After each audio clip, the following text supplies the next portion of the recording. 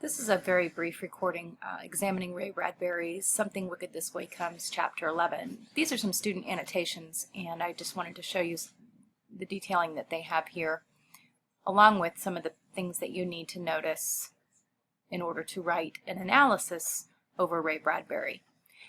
The chapter begins, "Midnight then, and the town clocks chiming on toward 1 and 2 and then 3 in the deep morning, and the peals of the great clock shaking dust off old toys in high attics, and shedding silver off old mirrors in yet higher attics, and stirring up dreams about clocks in all the beds where children slept. Will heard it, muffled away in the prairie lands, the chuffing of an engine, the slow following dragon glide of a train. Will sat up in bed. Across the way, like a mirror image, Jim sat up too. A calliope began to play oh so softly, grieving to itself a million miles away. In one single motion Will leaned from his window, as did Jim. Without a word they gazed over the trembling surf of trees. Their rooms were high, as boys' rooms should be. From these gaunt windows they could rifle-fire their gaze artillery distances past libraries, city hall, depot, cow barns, farmlands to empty prairie. There, on the world's rim, the lovely snail gleam of the railway tracks ran, flinging wild gesticulations of lemon or cherry-colored semaphore to the stars. There, on the precipice of earth, a small steam feather uprose like the first of a storm cloud yet to come. The train itself appeared link by link, engine, coal car, and numerous and numbered all asleep and slumbering dream-filled cars that followed the firefly spark chant, drowsy autumn hearth-fire roar. Hell-fires flushed the stunned hills. Even at this remote view, one imagined men with buffalo-haunched arms shoveling black meteor falls of coal into the open boilers of the engine. The engine! Both boys vanished, came back to lift binoculars. The engine! Civil War! No other stack like that since 1900. The rest of the train, all of it's old. The flags, the cages. It's the carnival. They listened. At first Will thought he heard the air whistling fast in his nostrils, but no, it was the train, and the calliope sighing, weeping on that train. Sounds like church music. Hell, why would a carnival play church music? Don't say hell, hissed Will. Hell, Jim ferociously leaned out. I've saved up all day. Everyone's asleep, so hell! The music drifted by their windows. Goose pimples rose big as boils on Will's arms. That is church music. Changed. For cry-yi, I'm froze. Let's go watch them set up.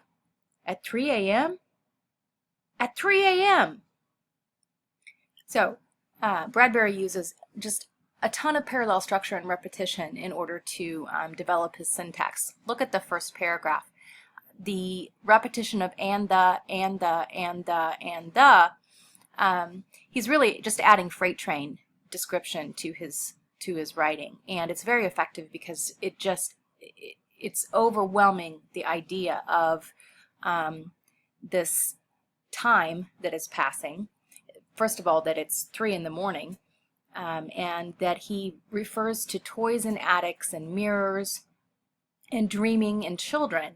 And right there you have an archetype that's kind of been set up. You have the archetype of innocence and children, and also that time creates things that are put away in high attics, toys, that mirrors lose their silver over time. And it continues on with this juxtaposition of the innocence of children and the less innocence that occurs as time passes. You'll also have the beginning description of this train, this engine sound that's coming along, and the connotative diction is just very powerful if you're noticing it along the way. The chuffing of the engine, the dragon glide of the train, the calliope is grieving a million miles away, the trembling surf of the treetops, the fact that the train tracks, that on the train tracks the flinging wild gesticulations, the foreshadowing of the first storm cloud yet to come. In this section you also have repetition of and that polyscendenton repetition. Remember, that's an area where you start to notice a true message and meaning within a piece. And this is quite negative for a child's train or carnival that's coming to town. Spark, churn, chant, drowsy, fire, roar, hellfires, stunned. It's not a very positive description of something that should be youthful and innocent and exciting for children. And he's really juxtaposing that in his writing. You also have an illusion of 3 a.m. that was begun at the beginning and then also mentioned again.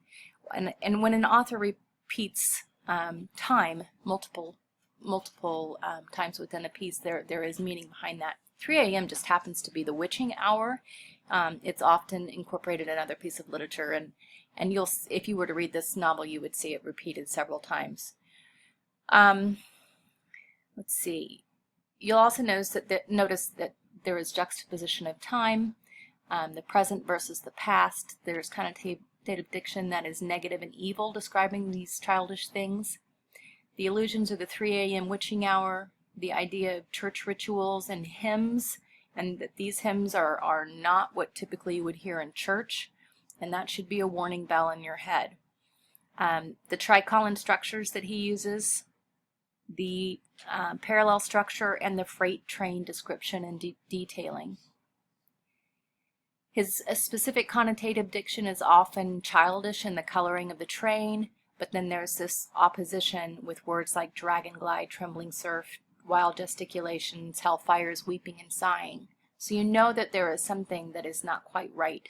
And that foreshadowing of the storm cloud coming is also continued in his writing throughout. So to write a rhetorical analysis about this particular section, I would focus on the things that you clearly can see that he is doing to impact his message. And I would start by looking at the archetypes and how the symbolism is written, and you find quotes that support that. Then I would also talk about how his connotative diction also influences the meaning and the message of this particular piece. You can write about syntax structures, and you can write about things that are less obvious, like polysyndeton, but they're very difficult to elaborate upon and show how they specifically impact the piece unless you are very, very good at that. So this is just an example of how Bradbury uses some pretty powerful structures.